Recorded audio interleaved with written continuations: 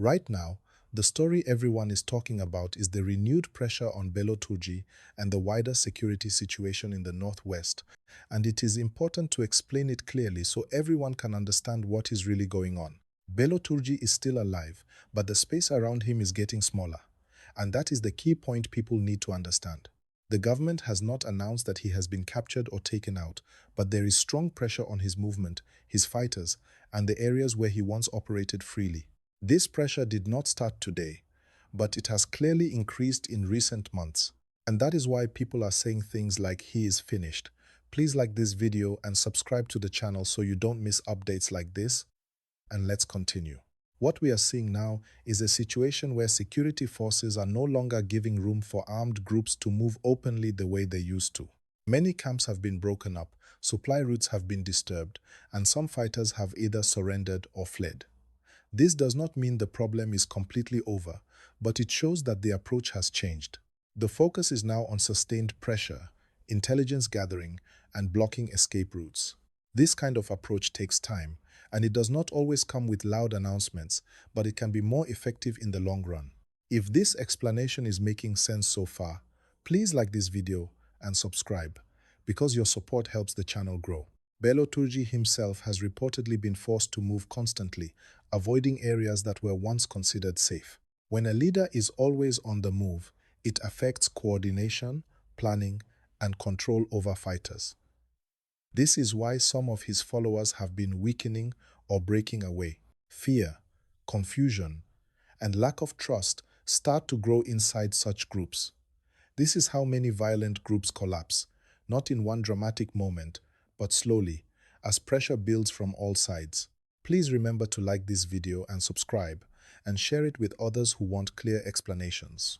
The government's message is also important here. By increasing military presence and coordination, the signal being sent is that there will be no safe space for violent groups. This message is not just for one person, but for all armed groups watching closely. It tells them that negotiations without accountability will not be the main approach anymore, and that long-term peace requires firm action alongside community support. This kind of message can discourage new recruits from joining these groups because people do not want to join a cause that looks like it is failing. If you agree that clear information matters, please like this video and subscribe now. At the same time, it is important to be honest and say that insecurity does not disappear overnight. Communities affected by violence need time to heal, farms need time to reopen, and trust needs time to return. Military action alone is not enough, but it creates space for other solutions to work, such as local security cooperation, economic support, and rebuilding efforts. This is why many observers say the current phase is critical. What happens now will shape how safe these regions become in the future. Please like this video and subscribe so you can keep following these important developments. Another thing people should understand is that silence does not mean inaction.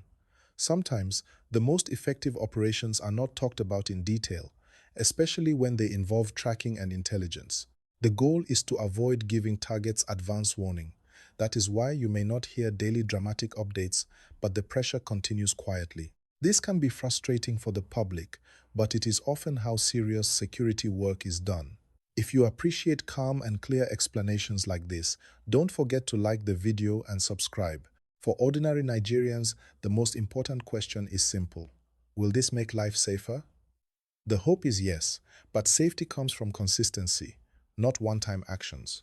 When pressure is sustained and communities are supported, violent groups lose influence. When pressure drops, they find ways to regroup. So the coming months will be very important. Everyone is watching to see if the momentum will be maintained. Please like this video and subscribe, and let others join the conversation. Right now, the key takeaway is this. Bello Turji is not confirmed captured or gone, but his freedom of movement is reduced, his influence is under strain, and the environment is less friendly for him and groups like his. This is what people mean when they say he is finished, not as a statement of fact about his status, but as a reflection of the growing pressure around him. Understanding this difference helps avoid confusion and unnecessary panic. If this clarity is helpful, please like the video and subscribe. It is also important to understand how situations like this usually end, because many people expect one sudden announcement and then everything becomes calm. In reality, what often happens is a long period where pressure keeps increasing until the group loses relevance. Fighters get tired, resources dry up, and support from local communities reduces. When people no longer feel fear or benefit from supporting armed groups, those groups start to weaken from inside. This stage is not always loud, but it is very important. Please like this video and subscribe so you can keep getting clear updates like this. Another angle many people overlook is the role of local communities. When security pressure increases, communities also become more willing to share information because they feel protected. This changes the balance. Armed groups rely heavily on fear and silence. Once that silence breaks, their advantage reduces. This is why sustained presence matters more than one-off operations. It creates confidence over time. If you are following this explanation and finding it useful, please like the video and subscribe now. We should also talk about expectations. It is not realistic to think insecurity will disappear immediately. What people should look for instead are signs like fewer attacks, reduced movement of armed groups, safer roads, and gradual return of normal activities. These are the real indicators of progress. When you hear less about dramatic incidents, it does not always mean nothing is happening. Sometimes it means prevention is working. Please remember to like this video and subscribe, because understanding these details helps reduce fear and misinformation. There is also a psychological side to this situation. When leaders of violent groups feel haunted and uncertain, they make mistakes. Communication breaks down, trust reduces, and internal disputes increase. This weakens coordination and can lead to surrender or arrests of lower-level members. Over time, this affects the entire structure. This is why pressure must be consistent and not relaxed too early. If you believe this kind of explanation helps people stay informed, please like the video and subscribe. For Nigerians watching from affected regions or from afar, the most important thing right now is to stay informed but calm. Panic and rumors can cause more harm than good. It is better to rely on verified updates and clear explanations. The situation is serious, but it is not hopeless. Many regions that once faced similar challenges have seen improvement through steady action and community involvement. Please like this video and subscribe so you can keep getting balanced updates. As this phase continues, attention will also shift to what happens after pressure reduces armed activity. Rehabilitation, rebuilding, and economic support become very important. Without these, insecurity can return in another form.